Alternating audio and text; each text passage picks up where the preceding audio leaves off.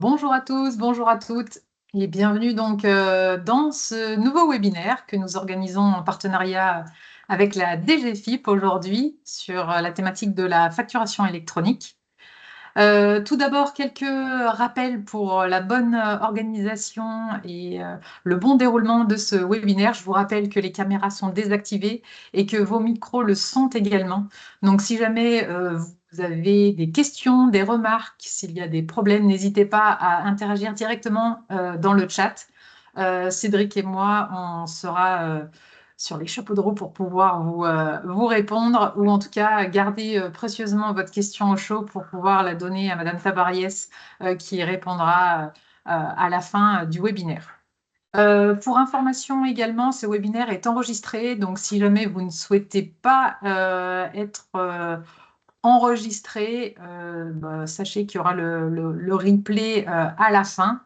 Vous avez votre nom qui va apparaître peut-être dans la présentation, puisqu'il y a la liste parfois des participants. Donc, si jamais vous ne voulez pas être diffusé, il faut quitter le webinaire. Sinon, voilà, vous savez que vous allez peut-être avoir la possibilité d'avoir votre nom d'inscrit sur le côté. Juste pour un petit rappel, la CCI est présente à vos côtés et pour vous accompagner sur la partie digitale de votre entreprise, on vous propose plusieurs types d'accompagnement, des diagnostics, notamment un diagnostic sur la présence en ligne, un diagnostic sur le référencement, sur les réseaux sociaux, sur le RGPD. On a aussi un diagnostic gratuit et pris en charge sur la cybersécurité. On vous propose également de participer à des webinaires pour vous présenter des sujets, comme c'est le cas aujourd'hui, ou pour échanger aussi sur des sujets. On vous donne aussi rendez-vous régulièrement en présentiel pour des ateliers de 3 heures, 3 heures et demie en petits groupes. L'objectif de ces ateliers, c'est de prendre en main des outils du numérique. On a prochainement des ateliers sur le référencement, sur la création de vidéos sur TikTok et sur Instagram. Et puis, on aura aussi un dernier atelier au mois de juin sur Notion, un outil qui vous permet de pouvoir faire de la gestion également. Et puis enfin, on vous propose des séances de coaching, des rendez-vous individuels pour travailler sur vos problématiques. Donc ça peut être la partie web, la partie réseaux sociaux, référencement, ça peut être sur de l'IA, sur de la cybersécurité, sur de la gestion des avis, sur de l'emailing. Voilà, on est en mesure de pouvoir vous accompagner de manière individuelle sur la thématique digitale, mais aussi sur d'autres thématiques, hein, sur du marketing, sur de la gestion, sur de l'environnement, voilà, sur de la création et sur de la reprise d'entreprise, sur de la cession, si vous avez un projet de cession d'entreprise également. Donc, n'hésitez pas à prendre contact avec nous si vous souhaitez être accompagné sur l'une de ces thématiques. Pour info aussi, on vous convie prochainement sur des petits déj liés à la thématique du jour, donc sur la facturation électronique.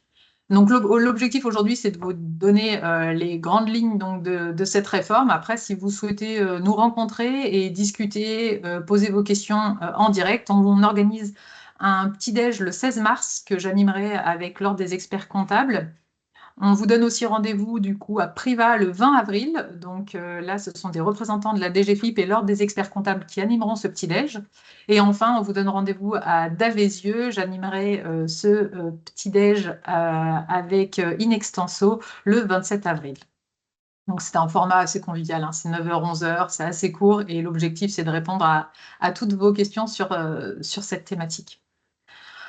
Avant de plonger dans le vif du sujet, je souhaite juste voilà, rappeler le cadre et pour faire en sorte que ce webinaire se passe au mieux, que les échanges soient le plus constructifs et surtout bienveillants.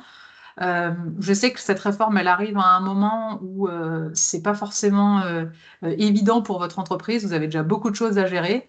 Je sais qu'il y en a certains qui sont inquiets par rapport à cette réforme et j'entends évidemment toutes vos préoccupations, hein, elles sont tout à fait légitimes. En tout cas, ce que je voulais préciser, c'est qu'aujourd'hui, l'objectif, c'est pas forcément de débattre autour du bien fondé de cette réglementation.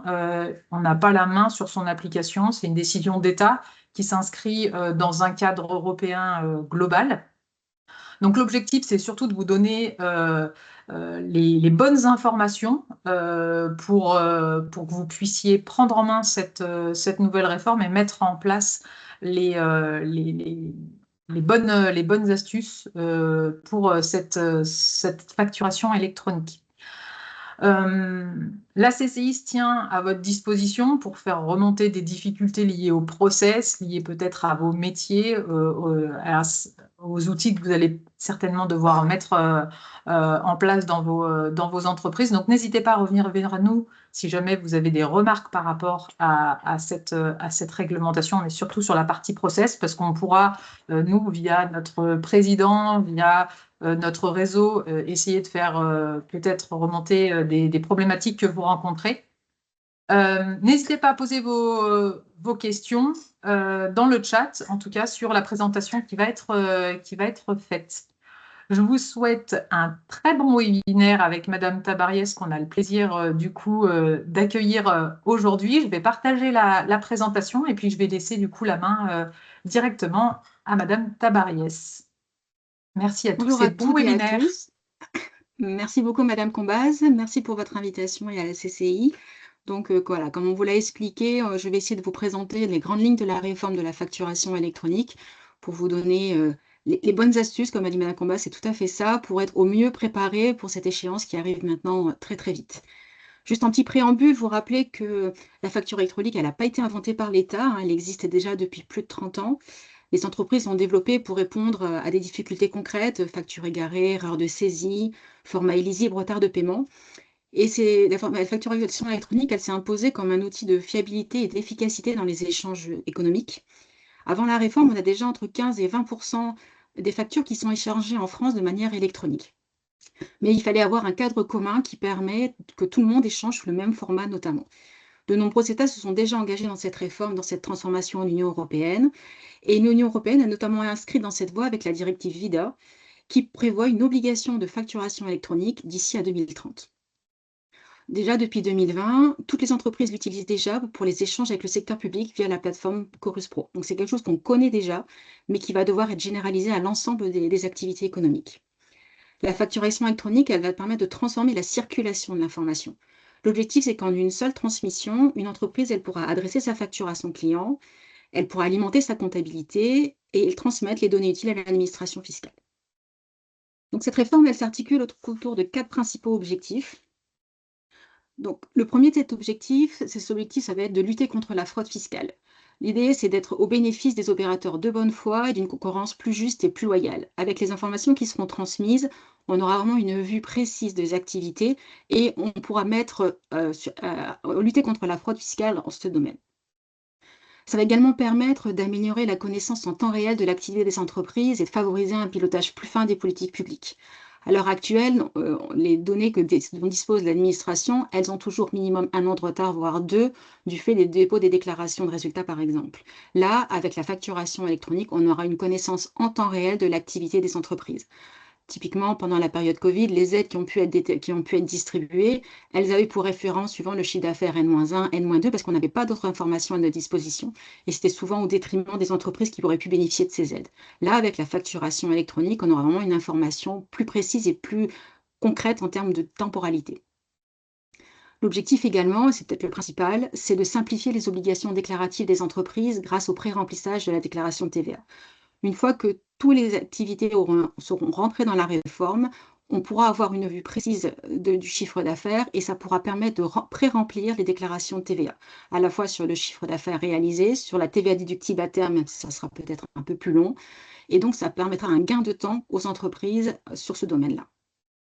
Enfin, ça permet de renforcer la compétitivité des entreprises grâce à une diminution de la charge administrative, création, envoi, traitement des factures au format papier, sécurisation des relations commerciales. Comme je vous le disais un peu en introduction, la facture électronique, on saura à quel moment elle part, on saura à quel moment elle arrive chez le fournisseur. Il y aura moins de conflits aussi à ce niveau-là et on pourra suivre son cycle de vie et l'avenir de la facture et comment elle a été traitée. Et ça permettra de gagner du temps. Pareil, l'objectif, c'est de faire en une seule transmission, à la fois la transmission au client, au comptable, par exemple, et surtout à l'administration des informations qui sont requises. Donc, normalement, les entreprises gagneront du temps aussi grâce à cette facturation électronique. Alors, la présentation, elle va s'articuler autour d'un certain nombre de petites questions qui vont vous permettre de comprendre les enjeux de la réforme, mais aussi le contexte et le périmètre de cette réforme. Première petite question, je suis une micro-entreprise, je bénéficie du régime de la franchise en base de TVA. Suis-je concernée par la réforme de la facturation électronique? Les entités concernées par la réforme, elles concernent l'ensemble des assujettis à la TVA, quel que soit le chiffre d'affaires, quelle que soit leur forme juridique et quel que soit leur régime d'imposition à la TVA. Alors, il faut revenir à la notion d'assujetti TVA. Un assujetti TVA, c'est une personne physique ou morale qui exerce de manière indépendante une activité économique à titre habituel. Quand vous êtes assujetti à TVA, vous êtes dans le cercle bleu de la vue. Par exemple, vous êtes une franchise en base. Vous êtes assujetti à la TVA, mais vous êtes non redevable car vous réalisez un chiffre d'affaires qui est inférieur au seuil requis pour bénéficier de ce régime. C'est également le cas des activités exonérées. Je pense par exemple aux professions médicales ou paramédicales. Elles sont également concernées par la réforme, pas pour l'émission de factures parce qu'elles ne facturent pas ou pas avec TVA, mais par contre, elles seront obligées d'être en capacité de réceptionner les factures. Et en ce sens, elles sont également concernées par la réforme. Deuxième petite question, la réforme de la facturation électronique modifie-t-elle les règles de TVA qui me sont applicables? Absolument pas. La réforme de la facturation électronique, c'est vraiment une réforme de process. On va modifier la manière de transmettre les factures et les informations à l'administration, mais on ne modifie en aucun cas les régimes TVA applicables. Si vous étiez franchise en base, vous resterez franchise en base. Si vous ne facturiez pas de TVA, vous n'en facturez toujours pas. Donc vraiment, il n'y a aucune incidence à la fois sur les régimes TVA applicables. Vous êtes en micro, vous êtes en franchise en base, vous êtes en réel simplifié, en réel normal. Ça ne changera rien. C'est vraiment juste la manière de transmettre et les factures et les informations qui va changer avec cette réforme. Question numéro 3. Une facture PDF envoyée par mail est-elle une facture électronique? Vous avez peut-être l'impression de déjà faire de la facturation électronique parce que vous envoyez votre facture en PDF par mail à votre client. Mais non, il ne s'agit pas d'un PDF ordinaire qu'on adresserait par mail. Une facture électronique, c'est vraiment une facture qui est émise, transmise et reçue sous une forme dématérialisée et qui comporte des données sous forme structurée. On est vraiment sur une entreprise, on est vraiment sur une transmission de données électroniques et non pas d'une facture en tant que telle. Après, ces données électroniques qui seront transmises via les plateformes agréées, ce qu'on verra après, et qui arriveront jusqu'à votre client, elles pourront également avoir un format semi-structuré qui permettra d'avoir une formulation lisible. Une facture électronique, quand vous la voyez, vous ne pouvez pas la lire. Mais il y aura toujours associé un format lisible pour vos clients. C'est ce qu'on voit dans la slide suivante. Un exemple, voilà, la facture électronique, elle ressemblerait à ça. Voilà. Donc, c'est illisible en l'état, mais c'est des données qui sont structurées par des balises. Donc, à chaque ligne, on attend une donnée qui doit arriver, qui correspond aux exigences mises par la réforme. La facture, elle doit être tout le temps émise dès la réalisation de l'opération. Elle sera horodatée. C'est ce qui permettra de suivre le cycle de vie de la facture. Elle aura une date, une heure. Et quand elle arrivera chez votre client, elle aura à nouveau une date, une heure d'arrivée et de traitement, ce qui permettra un suivi plus régulier. L'avantage de la facturation électronique, ça devrait aussi éviter un certain nombre de litiges de réception de facture. J'ai pas reçu ta facture, c'est pour ça que je l'ai pas payée. Si, je sais que la facture a bien été reçue grâce à l'horodatage qui permettra de suivre le cycle de vie de la facture électronique et qui permettra de déterminer le point de départ des délais de paiement. Question numéro 4, et je pense que je répondrai à un certain nombre de questions que j'ai déjà vues passer. Je suis une entreprise assujettie à la TVA. Parmi les opérations que je réalise, quelles sont celles qui seront concernées par la réforme de la facturation électronique? Donc, dans la réforme de la facturation électronique, on a 3 volets d'obligations. La première obligation, l'obligation de transmission des factures électroniques en tant que telles. Là, on est vraiment sur des transactions domestiques qui sont réalisées entre assujettis établis en France. 2 entreprises assujetties, ce qu'on appelle le B2B domestique, 2 entreprises assujetties en France. Client, fournisseur, client, client, fournisseur. Là, on est dans l'obligation de facturation électronique en tant que telle. Par contre, l'obligation 2, là, c'est différent. Si vous êtes dans la situation où vous êtes un assujetti à la TVA établi en France et vous facturez à des particuliers, Là, vous êtes dans la situation du B2C, le business to consumer, c'est-à-dire que vous êtes un professionnel assujetti à TVA, votre client est un simple assujetti. Vous n'êtes pas en situation de facturation électronique. L'obligation sera celle de transmission des données de transaction, ce qu'on appelle le e-reporting. Également, dans cette situation-là, vous êtes assujetti à la TVA en France et vous facturez à un autre assujetti, mais qui est en international, dans l'Union européenne ou hors Union européenne. À ce moment-là, on n'est pas dans une obligation de facturation électronique en tant que telle, mais on sera dans une obligation de transmission des données de transaction, le e-reporting. Enfin, la dernière obligation de cette réforme, l'obligation numéro 3, c'est l'obligation de transmission des données de paiement, le e-reporting de paiement. Cette obligation, elle s'applique que ce que l'on soit en B2B domestique avec une obligation de facturation électronique ou en B2C avec des particuliers ou en B2B avec de l'international, mais lorsqu'on est en situation de prestation de service. L'idée, c'est de communiquer à l'administration la date du paiement de la prestation que vous avez réalisée. Comme vous le savez, l'exigibilité de la TVA, elle est différente selon si vous faites de la prestation de service ou de la vente. Pour la prestation de service, la TVA n'est exigible que lorsque la prestation a été réglée. C'est pour ça que nous avons besoin de cette dernière information, de nous communiquer la date du paiement de la prestation pour savoir à quel moment la TVA qui en résulte est exigible ou la TVA déductible pour votre fournisseur. Le petit tableau suivant va vous permettre de résumer ces 3 obligations et les différentes situations et déterminer un peu dans quelle situation vous vous trouvez. Vous avez, si vous êtes en transaction entre assujettis, ce qu'on a appelé le B2B, 2 professionnels, 2 assujettis à la TVA qui ont une activité économique ensemble. Vous êtes tous les 2 situés en France. Vous êtes dans l'obligation de facturation électronique en tant que telle. Si par contre, votre transaction, elle est faite avec des particuliers ou avec un professionnel, mais qui est établi à l'étranger, hors Union ou dans l'Union européenne, vous n'êtes plus dans une obligation de facturation électronique en tant que telle, mais une obligation de transmission de données de transaction. C'est le cadre bleu que vous voyez sur le tableau. Enfin, quelle que soit la situation dans laquelle vous êtes, en facturation électronique ou en obligation de transmission des données de transaction, si vous réalisez des prestations de services, vous avez en plus l'obligation de transmission électronique des données de paiement qui viendront se rajouter.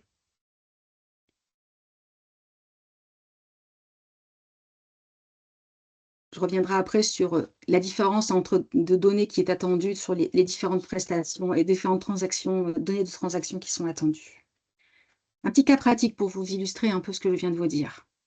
Donc là, je suis Maya, je suis apicultrice et je vends du miel sur Internet à des clients particuliers en France. Comment vais-je procéder? Maya, notre apicultrice, elle est assujettie à la TVA. C'est un business. Elle facture à des particuliers, ce qu'on a appelé précédemment les consumers. Là, nous ne sommes pas dans une obligation de facturation électronique, mais nous serons dans une obligation, parce que Maya est professionnelle et elle facture à des particuliers. Si le client en fait la demande, Maya pourra joindre la facture papier au colis ou lui envoyer par courriel ou par courrier, ça ne change pas. Par contre, en termes d'obligation pour Maya, donc pas de facturation électronique en tant que telle, par contre, elle se trouve dans l'obligation de transmission électronique des données de transaction. La deuxième partie de l'obligation numéro 2 qu'on a vue précédemment. Nous avons un assujetti, des particuliers. Maya va devoir transmettre des informations. Alors, quelle information va devoir transmettre Maya dans cette situation-là? Ce qu'on attend de Maya en transmission de données de transaction, c'est le chiffre d'affaires. Voilà.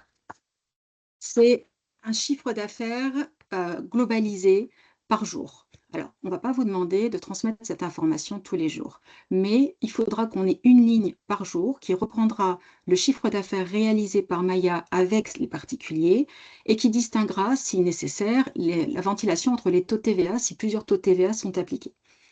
Ce e-reporting, ce délai de fréquence de dépôt, donc je vous ai dit les données attendues, c'est une donnée journalière, mais on n'attend pas de vous une transaction journalière. Selon votre régime TVA, vous allez avoir une périodicité de remontée d'informations qui sera différente. Si vous êtes par exemple en franchise de TVA, vous devez transmettre ces informations tous les 2 mois. Un régime simplifié, la périodicité, ça sera 1 mois, régime réel 1 mois, et si vous êtes au réel normal, là, ça sera tous les 10 jours. En fonction, forcément, si vous êtes au réel normal, vous avez beaucoup plus d'informations et de transactions à faire remonter que si vous êtes en franchise en base de TVA au regard des seuils applicables. Donc, ce qu'on attend vraiment, c'est une ligne par jour, mais la transmission de ces données ne se fera que selon la périodicité en rapport avec votre régime applicable.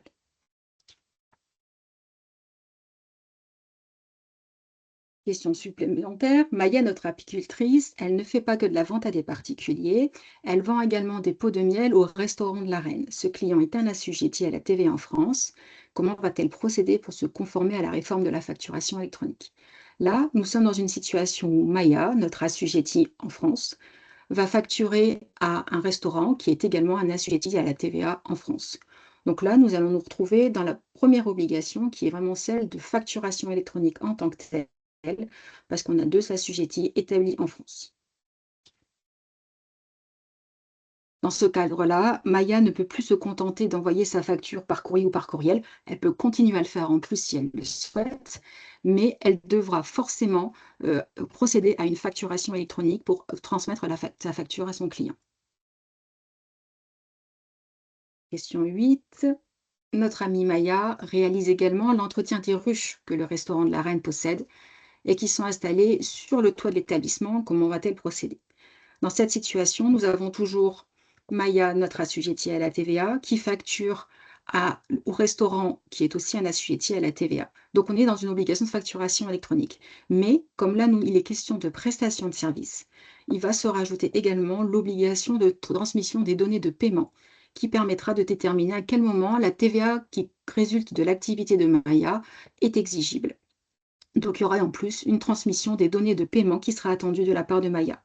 Sachant que donc la donnée de paiement, elle est transmise par le prestataire lorsqu'il est payé. Ce n'est pas le client qui va informer du paiement, c'est vraiment le prestataire, une fois qu'il aura été réglé, qui devra transmettre ces données de paiement à l'administration. Et ce qui est attendu en termes de données est assez équivalent à celle de la donnée de transaction. On a besoin de connaître le date de paiement, la ventilation, de ventilation en termes de taux de TVA, si c'est applicable, et si on était sur un régime de facturation électronique, le numéro de la facture afférente à ce paiement. Comme vous voyez, pareil, on attend des données, la périodicité de remontée de ces données correspond à votre régime de TVA. Si vous êtes en franchise en base, on est encore sur une périodicité de 2 mois. Sur les régimes simplifiés et régime normal, là, la périodicité passe à 1 mois. Donc, on a besoin de connaître tous les paiements, mais on vous demandera de nous transmettre cette information que tous les 2 mois. Je ne sais pas, Madame Combas, s'il y a des questions qui méritent d'être prises tout de suite ou si on les garde pour après? Juste pour apporter une précision, est-ce que être exonéré de TVA, ça veut dire qu'on n'est pas assujetti? Est-ce que ça veut dire que c'est la même chose? Et surtout, est-ce qu'on est concerné, que ce soit dans un cas ou dans l'autre?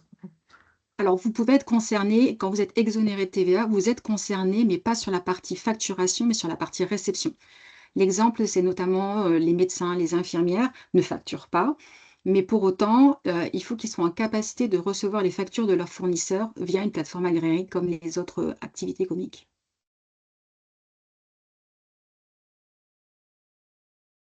Il y avait une autre question, je me permets de la poser du coup Bien sûr. maintenant, parce qu'elle est aussi relative à ce qu'on vient de voir.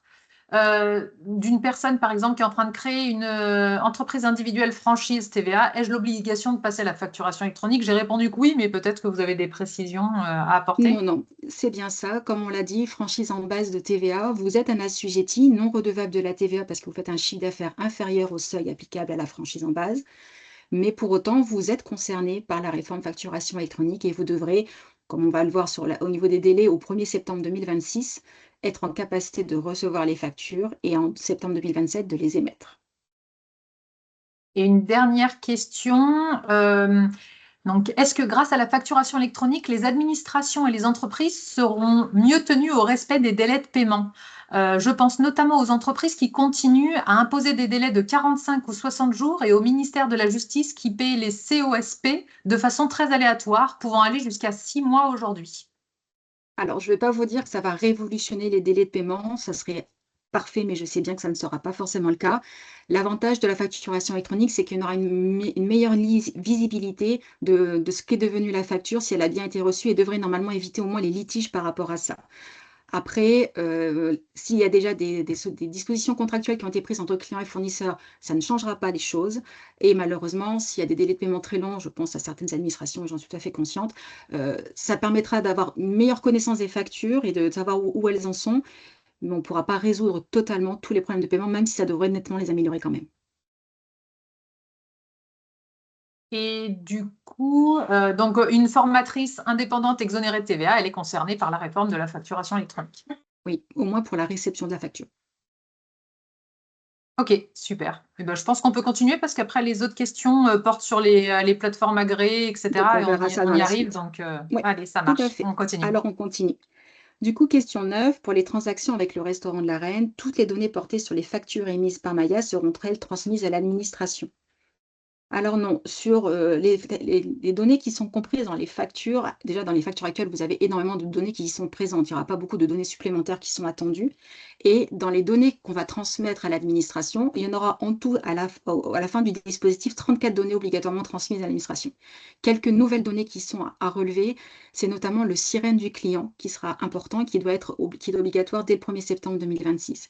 L'intérêt de ce sirène, c'est que vraiment, la facturation électronique va se baser sur un annuaire qui va recentrer toutes les entreprises assujetties à la TVA et les plateformes agréées qui auront pu être choisies pour ces. Et vraiment, ce qui va permettre d'aiguiller la facture vers la bonne personne, c'est le sirène. C'est la maille qui a été retenue. Du coup, il nous faudra obligatoirement connaître le sirène de votre client pour savoir à qui adresser la facture électronique. Donc ça, c'est vraiment une nouvelle donnée qui n'était pas forcément présente sur toutes les factures et qui est très importante pour la bonne marche de la réforme. Également, ce qui sera attendu, c'est la catégorie de l'opération, si on est en vente, en prestation ou mixte. Comme on l'a vu, les obligations de transmission de données ne sont pas les mêmes selon si vous réalisez une vente ou une prestation de service. Donc, il est vraiment important que cette donnée-là figure dans la facture. C'était souvent le cas, mais ce n'était pas systématique. Là, maintenant, ça le sera et ça fait partie des données structurées qui seront dans la facture électronique et qui seront transmises à l'administration.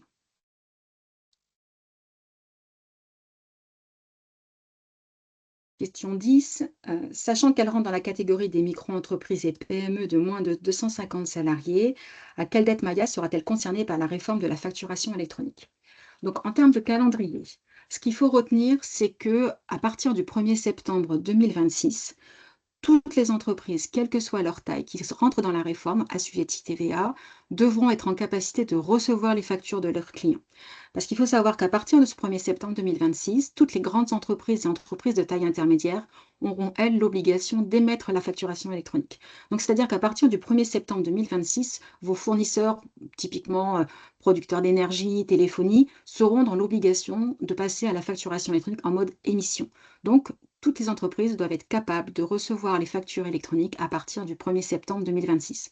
C'est la même chose pour l'État et toutes les collectivités locales qui sont assujetties à TVA sur certains secteurs d'activité.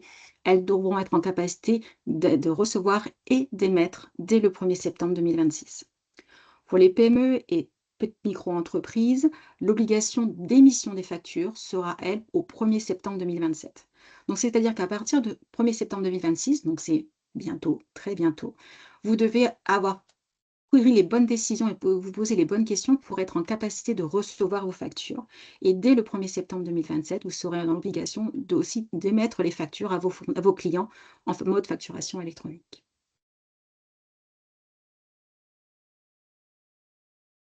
Question supplémentaire, le restaurant de la Reine doit-il utiliser la même plateforme que Maya pour récupérer ses factures électroniques? Donc là, on arrive aux problématiques des plateformes, les plateformes agréées. Alors, il faut savoir qu'il y a une liberté de choix de la plateforme. N'êtes absolument pas obligé de choisir la même plateforme que votre client ou que votre fournisseur. Il y a vraiment une liberté de choix. Il faut savoir, donc le principe, c'est ce que je vous ai expliqué tout à l'heure par rapport à l'annuaire. L'État a mis en place un annuaire qui va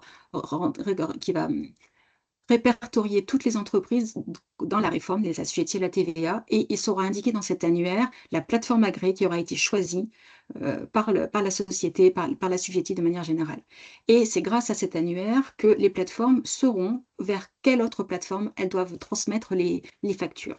Pour savoir, votre client, il aura choisi telle plateforme et votre plateforme que vous aurez choisie adressera les factures à la plateforme de votre client.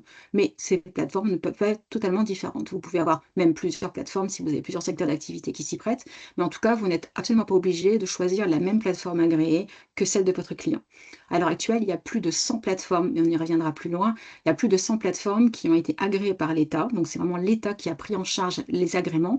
Il y a un service spécifique qui a été créé à la DGFiP pour procéder à l'agrément des plateformes. Donc, vraiment, il y a un rôle de régulateur très fort qui est mis par l'État sur ces plateformes agréées. Et donc, vous gardez la totale liberté de choisir la plateforme qui vous correspond. Les plateformes agréées, vous les retrouvez sur le site impôts.gouv.fr. Donc là, on rentre dans les missions qui sont pour les plateformes agréées. Donc, comme je vous dis, comme il est indiqué là, il y a plus de 100 plateformes qui ont été agréées. Alors, c'est indiqué immatriculées sous réserve. Les toutes dernières réserves sont en train d'être levées et c'est indiqué si vous allez sur impôts.gouv.fr, vous avez la liste complète des plateformes agréées, de leurs caractéristiques et si elles ont été agréées totalement ou pas. Maintenant, celles qui sont sur impôts.gouv sont quasiment toutes agréées. Il n'y a plus de suspense. L'objectif, le rôle de cette plateforme, ça va être à la fois d'émettre, de transmettre et de réceptionner la facture sous une forme électronique. Vous avez une facture à faire, vous allez l'adresser à votre plateforme agréée que vous aurez choisie. Cette plateforme, elle va interroger l'annuaire pour savoir la plateforme qui aura été choisie par votre client. Elle se chargera de transmettre la facture à la plateforme choisie par votre client. Et entre les deux, elle va transmettre à l'administration les données qui sont attendues. Ces plateformes, elles vont également gérer et transmettre le cycle de vie des factures émises et reçues. C'est ce que je vous indiquais tout à l'heure. On aura un eurodatage de la facture quand elle est créée au niveau de votre plateforme. On aura un eurodatage quand la facture aura été transmise à la plateforme agréée de votre client. Elle aura un eurodatage à nouveau quand le client aura eu connaissance de la facture. Et les plateformes pourront également vous proposer un cycle de vie des factures qui soit encore plus élaboré. Ce que je vous explique là, c'est la base. C'est le minimum qui a été fixé par le cahier des charges et que chaque plateforme agréée doit être en capacité de faire. Après, les plateformes pourront vous proposer des sortes de systèmes d'options où vous aurez plus d'informations sur le cycle de vie de votre facture, ou ils pourront prendre également en charge des activités, par exemple, de relance de la facture si jamais le paiement n'intervient pas, des choses comme ça. Mais là, on est sur un système d'options et ce sera vraiment à chacun de voir de quoi il a besoin. C'est ça qui déterminera le choix de la plateforme agréée. Sur ces plateformes, je viens tout de suite à la problématique du coût. Certaines plateformes vont proposer des solutions gratuites. Ce n'est pas une obligation, mais il y en a qui le font. Et après, c'est ce qu'on appellera vraiment le socle de base. Après, elles vous proposeront des prestations complémentaires.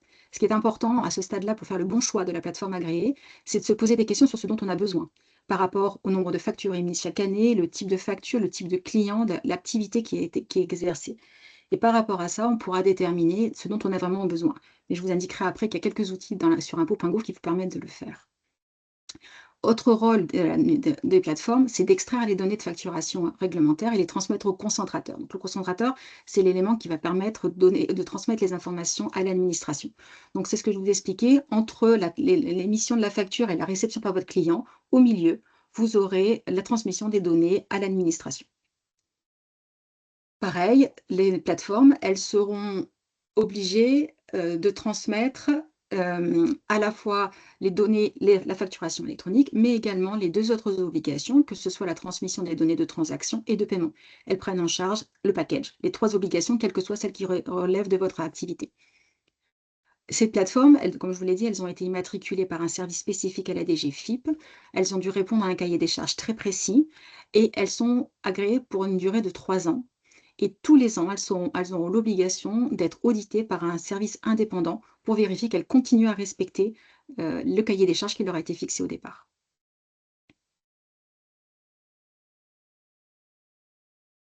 Alors juste, c'est pas dans le diaporama, mais je voulais vous préciser aussi que pour vous aider à reconnaître les plateformes agréées et les solutions compatibles qui vont avec, il y a des marques qui ont été déposées par l'État. Donc une marque plateforme agréée facturation électronique et solutions compatibles. Ce qu'on appelle solutions compatibles, c'est par exemple les logiciels comptables qui vont vous permettre d'avoir un lien direct avec les plateformes. C'est ce qu'on va vous montrer également après. La solution pour être le mieux prêt pour la réforme, c'est de s'entourer, en tout cas si vous êtes déjà entouré, de vous adresser à vos partenaires. Si vous avez déjà un expert comptable, si vous avez déjà un éditeur de logiciel, vous avez tout intérêt à aller vers eux pour voir s'ils ont des solutions compatibles à vous proposer qui vous permettront de choisir une plateforme ou d'adhérer avec eux à une plateforme, mais qui vous permettront de faire le lien direct entre votre activité et les obligations qui dépendent de la réforme de la facturation électronique. Ce qu'on appelle les solutions compatibles. Si jamais vous n'avez pas d'expert comptable, pas encore de logiciel comptable, ce qu'on vous recommande aussi, c'est par exemple de vous adresser à vos banques. Parce que normalement, tout le monde a une banque et les banques aussi se proposeront des solutions compatibles avec la facturation électronique, soit avec une plateforme qu'elles auront créée ou elles vous recommanderont des plateformes. Mais c'est des intermédiaires qui sont vraiment à privilégier pour déterminer ce dont vous avez besoin et la meilleure solution qui répond à vos besoins au niveau de votre activité. Du coup, si on veut passer à la suite pour comment bien se préparer, s'informer, se poser les bonnes questions, déjà vous annoncer qu'il y a un numéro national qui a ouvert le 25 février. Donc, si vous appelez le 0806 807 807, vous tombez sur des centres de contact professionnels qui sont des équipes de la DGFiP et qui pourront répondre à toutes vos questions sur la réforme et sur les obligations qui en découlent. Vous avez aussi énormément d'informations sur le site impôts.gouv.fr sur à la fois je découvre la réforme ou je me perfectionne dans la réforme. Vous avez des foires aux questions, vous avez des fiches techniques pour les TPE-PME notamment. Et vous avez aussi ce qu'on appelle un petit logigramme, un outil d'autodiagnostic qui vous permet, en vous posant 4 questions, de voir de quoi vous avez besoin. Je facture, je fais très peu de factures par an, quel outil je vais avoir besoin. Voilà, des choses simples sur l'activité. Je fais de la vente, je fais de la prestation de service. Je n'ai qu'un seul client, j'en ai plusieurs. Je travaille avec l'État. Voilà, des questions simples, mais qui vont vous permettre de vous sortir un diagnostic, savoir quelles sont réellement vos obligations dans le cadre de la réforme et comment je peux me préparer au mieux pour être au rendez-vous du 1er septembre 2026, au moins en termes de réception des factures, puis de l'émission à partir de septembre 2027.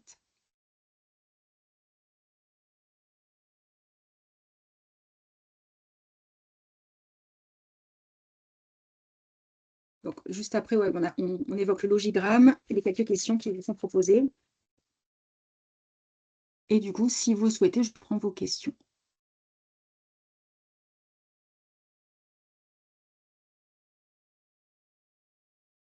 Merci beaucoup. Alors, pour certaines personnes, vous parliez un peu vite. On voit que vous Pardon. êtes... S'il y a des éléments que je dois reprendre, il n'y a pas de problème, je reviens dessus. Oui, voilà, c'est ce que je voulais dire. C'est que c'est vrai que parfois, vous êtes peut-être allé assez rapidement sur certains sujets. En revanche, voilà, n'hésitez pas à reposer des questions s'il y a des choses qui sont pas claires. Il y avait une question. Alors, dès le début, c'est vrai que vous n'en avez pas forcément parlé sur les sanctions. Qu'est-ce qui se passe? Et moi, je pense notamment, par exemple, j'imagine, voilà, une entreprise qui doit envoyer une facture et puis en fait, l'entreprise cliente n'a pas choisi sa plateforme. Bah, qu'est-ce qui se passe? Et puis, en effet, en termes de sanctions, qu'est-ce qu'il est prévu? Alors, ce qui est prévu, c'est vraiment plus dans une optique d'accompagnement dans un premier temps. Là, rapidement, on va avoir des mass mails qui vont être envoyés, parce que comme je vous disais, dans l'annuaire qui référence les assujettis à la TVA et donc les personnes concernées par la réforme, on verra si une plateforme agréée a été choisie. Donc, sachant que c'est la plateforme agréée, quand vous aurez choisi une plateforme agréée, c'est elle qui va les renseigner l'annuaire pour dire, voilà, je suis la plateforme agréée de la société X. Nous, on va aller requêter à l'intérieur de cet annuaire pour voir toutes les entreprises qui n'auront pas encore choisi de plateforme agréée, plus on va se rapprocher de la date butoir du 1er septembre 2026. Et donc, grâce à ces informations-là, il y aura des campagnes de mass mail qui vont être envoyées pour relancer les entreprises qui n'auront pas encore choisi les plateformes agréées. Donc, dans un premier temps, on va être vraiment dans un mode relance et accompagnement avec beaucoup de bienveillance, en expliquant aux gens que bah, voilà, il faut se préparer, il faut choisir une plateforme agréée. Ça, c'est le premier temps. Au fur et à mesure, les messages seront peut-être un peu plus incisifs, un peu plus insistants. Et au bout du bout, on n'a pas fixé exactement de délai. Il y aura des amendes qui seront mises en place pour les sociétés qui n'auront pas pris en charge, qui n'auront pas choisi une plateforme agréée, qui ne seront pas rentrées dans le dispositif.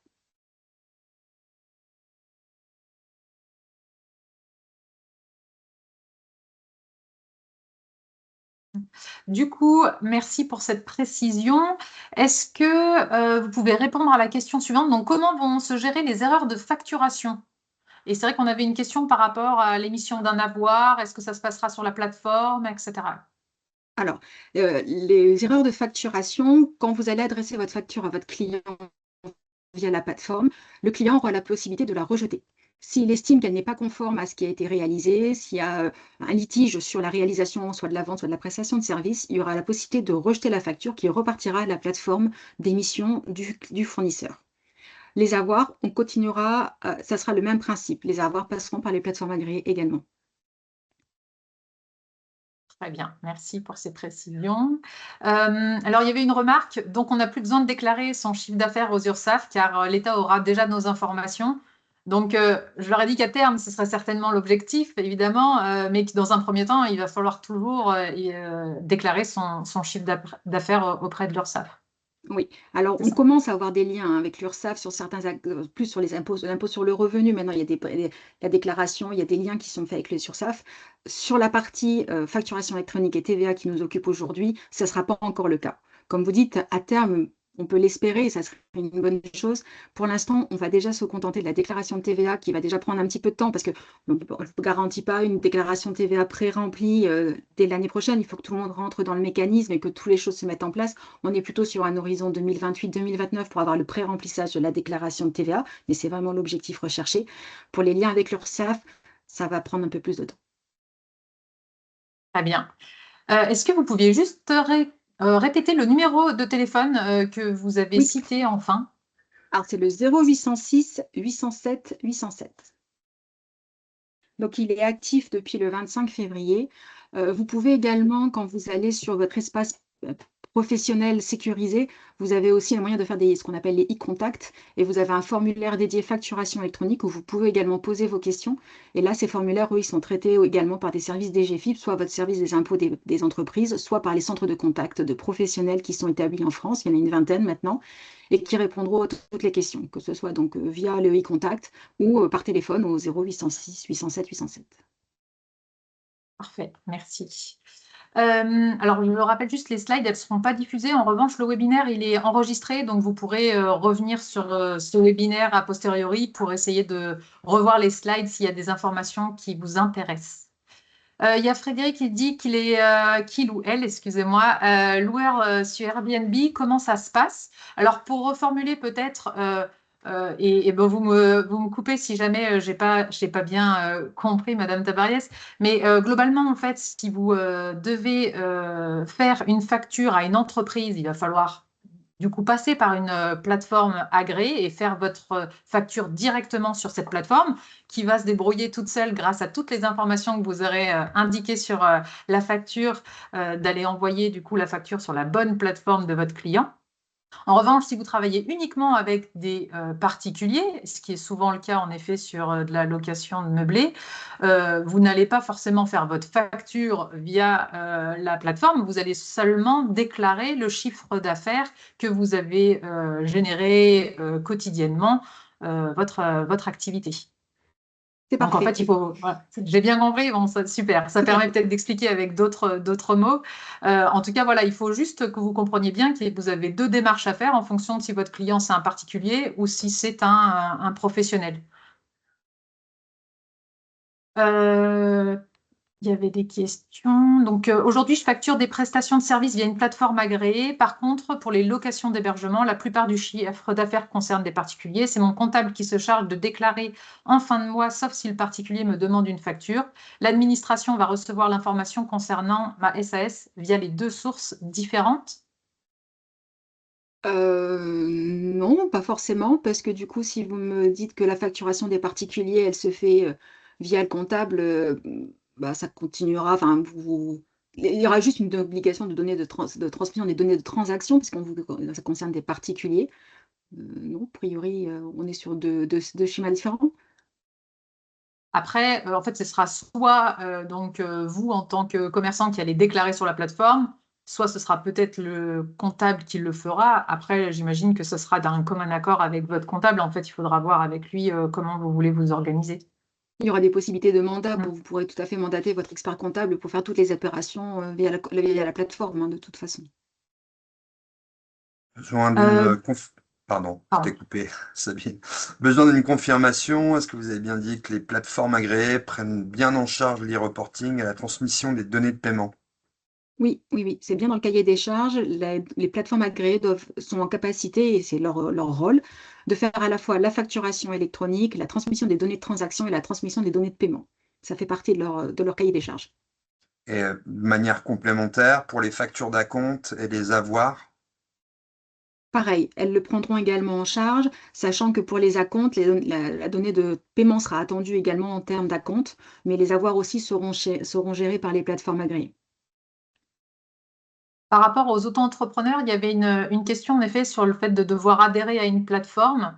Alors, moi, pour avoir eu beaucoup de questions justement d'auto-entreprises qui travaillent de chez elles, c'est vrai qu'on se pose la question de choisir la plateforme. Oui, vous allez devoir choisir une plateforme parce que, quoi qu'il en soit vous travaillez avec des professionnels, il va falloir faire votre facture sur la plateforme, soit vous travaillez avec des particuliers, il va falloir déclarer votre chiffre d'affaires avec les particuliers.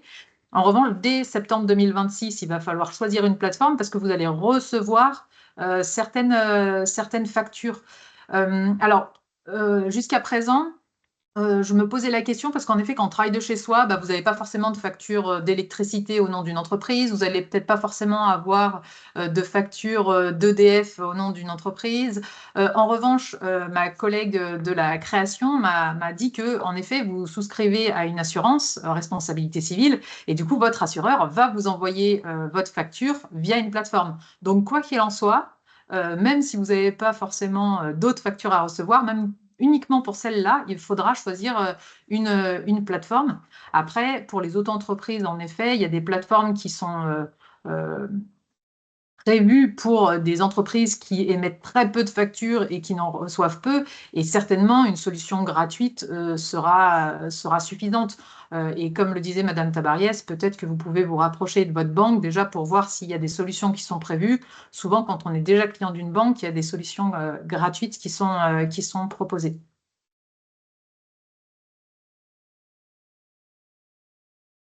Après, c'est vrai que nous, on n'a pas vocation à vous préconiser certaines plateformes plus que d'autres. Donc, c'est vrai que ça dépend vraiment de votre situation. On va essayer de voir si on peut vous faciliter la tâche avec des graphiques, des tris, etc.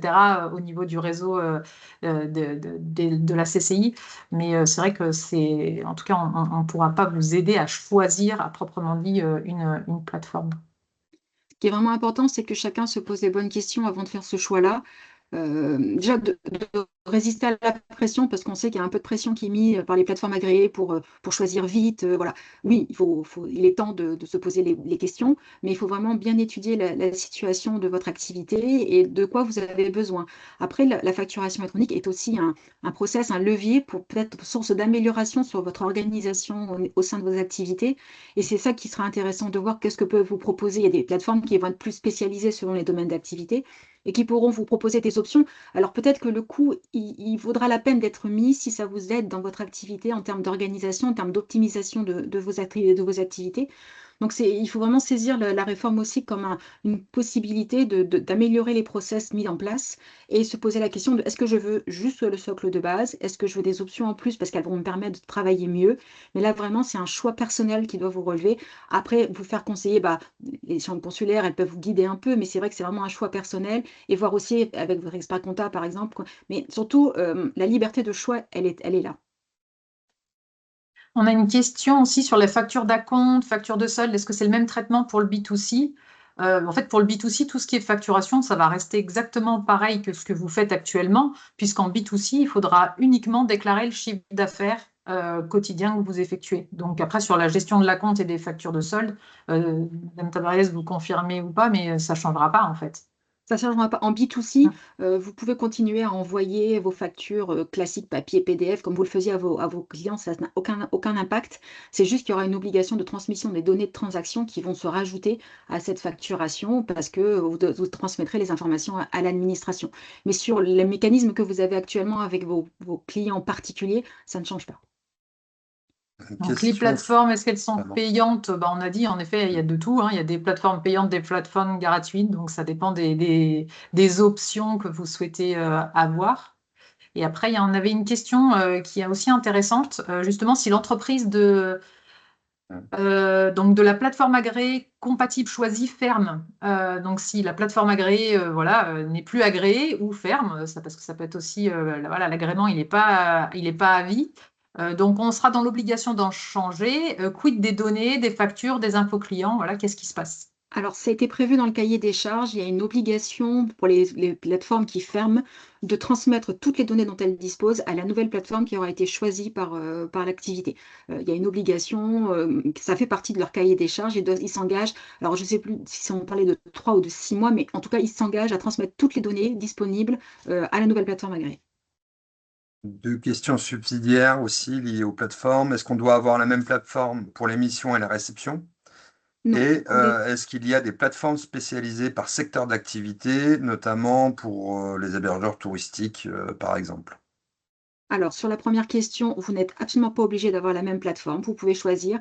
Alors, sur des petites entreprises, logiquement, la simplification, ça sera d'en prendre une seule plateforme. Mais si vous avez une activité qui nécessite des traitements différents dans vos factures, que ce soit pour l'émission, pour la réception, vous pouvez avoir des plateformes, choisir des plateformes agréées différentes. Vous pouvez choisir plusieurs plateformes de réception, plusieurs plateformes d'émission. C'est vraiment, il y a une liberté à ce niveau-là totale. Sur les spécificités des plateformes, oui, certaines plateformes, ce sont clairement, dans le tableau sur impôt.gouv, vous avez le détail. Vous savez, par exemple, si elles peuvent peut-être être plus pour les grandes entreprises, plus pour les TPE, PME, et aussi sur les secteurs d'activité qui vont être plus peut-être sur le monde agricole si besoin, ou sur le loueur meublé totalement. Voilà. Donc, il y a des spécificités qui sont faites par les plateformes. Alors, il y a une question un peu particulière. Donc, à titre personnel, je suis propriétaire bailleur soumis à TVA pour mes gîtes qui sont gérés par ma SAS. J'édite donc une facture mensuelle. J'ai également une obligation de facturation électronique en tant que particulier. Alors, si j'ai bien compris, les gîtes sont propriété d'une personne physique et la facturation se fait vers la SAS, c'est ça? C'est ce que je comprends aussi, oui. Oui. Alors, si vous êtes un particulier assujetti à la TVA, je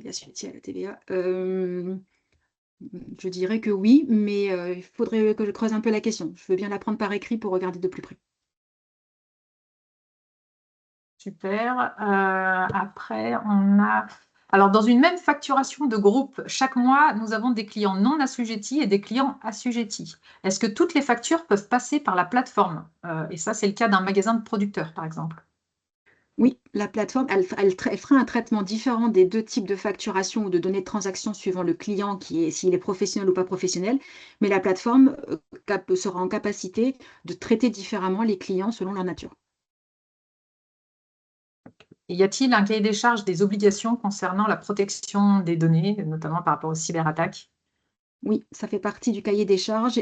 Toutes les plateformes agréées ont été testées sur la fiabilité de leurs données, de leur stockage de données, sur la capacité à interopérabilité avec les autres plateformes. Elles doivent être capables de communiquer avec les autres plateformes. Enfin, il y a vraiment un cahier des charges très technique qui avait été mis en place et qui a nécessité notamment les réserves dont je vous parlais tout à l'heure. Elles ont été finalement levées là ces dernières semaines pour vérifier tout ça. Mais oui, c'est vraiment prévu la cybersécurité et l'obligation d'archivage des données sur le territoire européen notamment.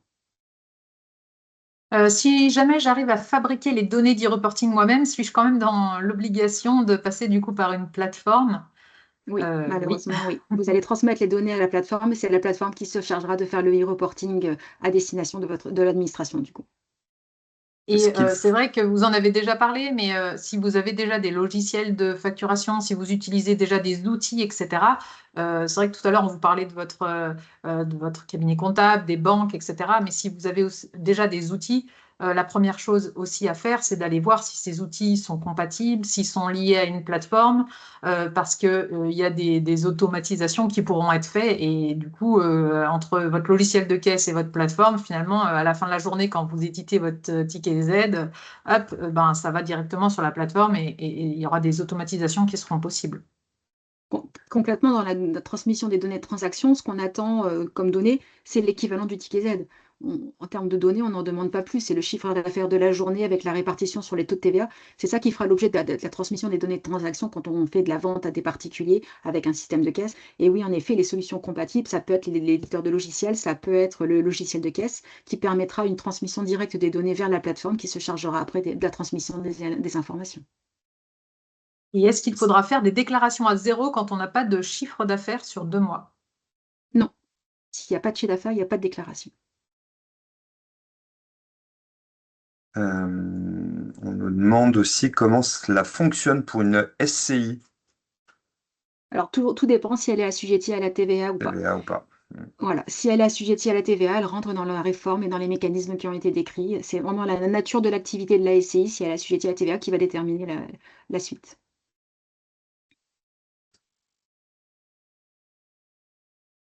je pense qu'on a répondu à toutes les Parfait, questions. oui. N'hésitez pas, il nous reste encore 5 minutes, on est disponible. Donc, si vous avez d'autres questions, des cas particuliers.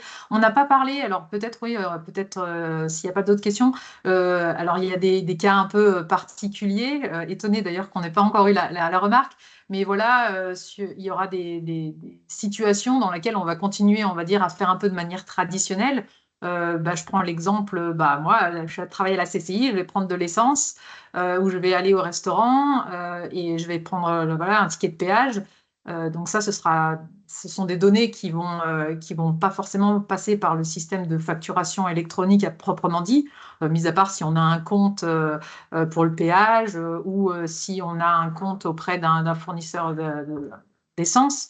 Mais si on fait un ticket, finalement, on ne va pas pouvoir faire de la facturation électronique à proprement dit.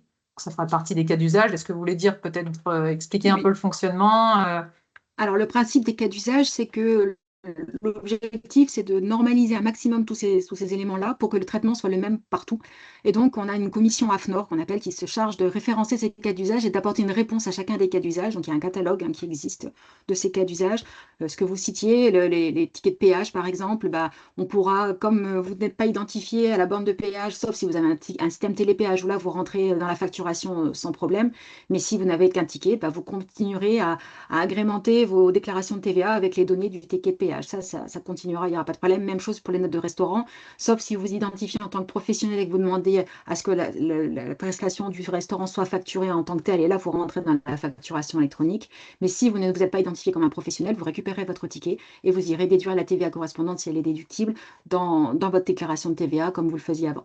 Et les cas d'usage, il y en a plein. Il va y avoir l'autofacturation, donc les tickets de péage, voilà, tous ces cas-là sont étudiés au fur et à mesure, des remontées aussi, parce que cette réforme, elle a vraiment été construite avec ce qu'on appelle l'écosystème, donc en incluant les chambres consulaires, les fédérations professionnelles.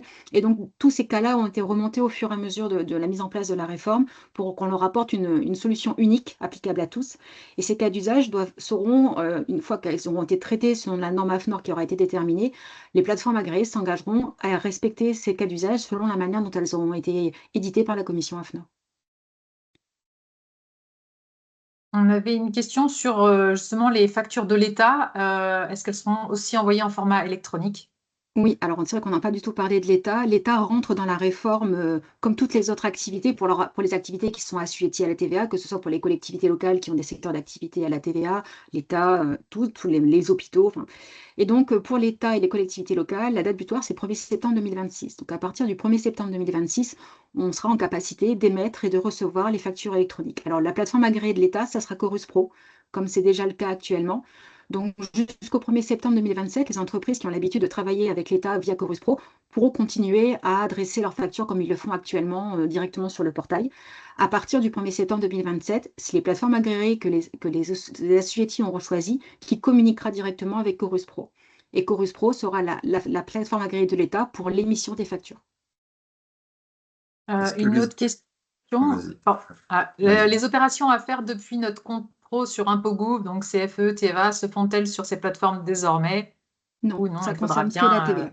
Oui, ça concerne que la TVA. Vous continuez à accéder à votre compte pro comme vous le faisiez jusqu'à présent.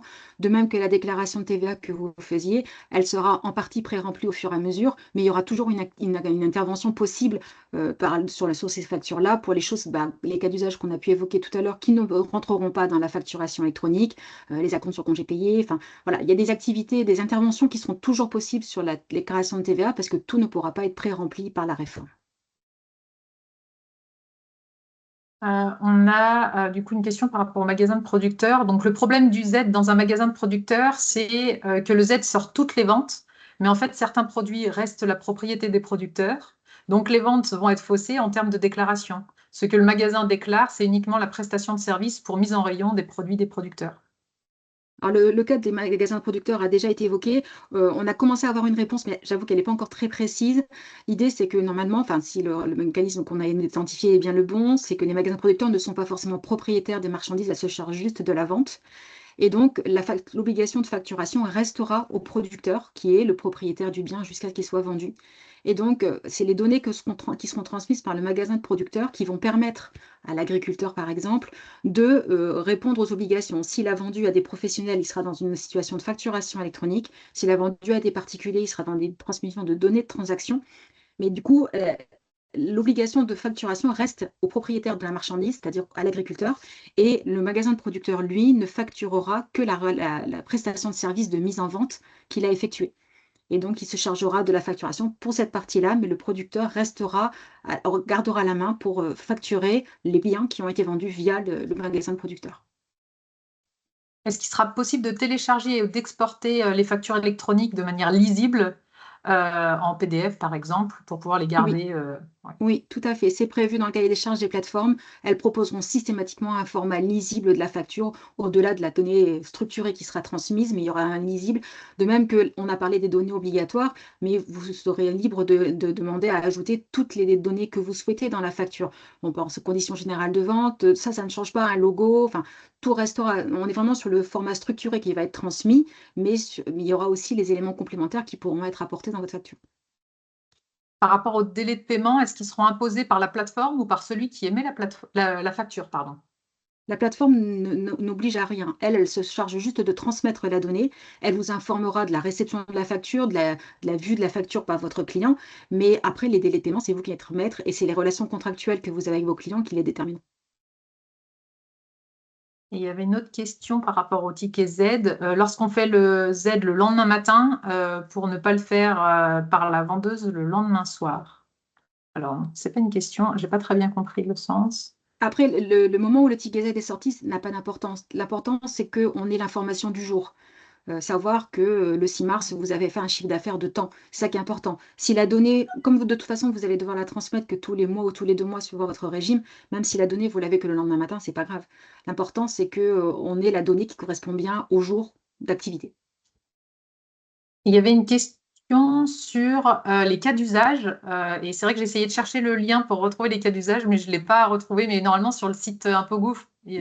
ils y Il y sont. a de mémoire un QR code sur le site qui vous permet d'accéder après au catalogue des cas d'usage.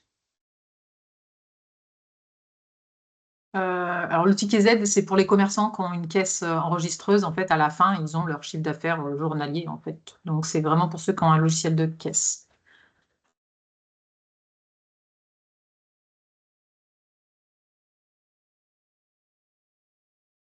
Bon, bah, écoutez, je pense qu'on est arrivé à la fin de ce webinaire. Je vous remercie beaucoup, Madame Tabariès, pour cette présentation et ces échanges. Je pense que ça a permis de répondre à pas mal de questions. Merci pour votre participation à tous. N'hésitez pas à revenir vers nous si vous avez des questions, peut-être des questions un peu particulières par rapport à votre activité ou à votre situation. Du coup, vous avez les coordonnées de Madame Tabariès. Vous connaissez aussi nos coordonnées à Cédric et moi si besoin. On est à votre disposition pour pouvoir échanger avec vous sur cette réforme qui arrive vite. Merci encore à tous et puis à très bientôt pour discuter ensemble de cette réforme en présentiel lors de nos petits-déj. Si vous le souhaitez, vous êtes les bienvenus évidemment. Merci beaucoup. Merci à tous. Bonne journée. Bonne Au revoir. journée, au revoir.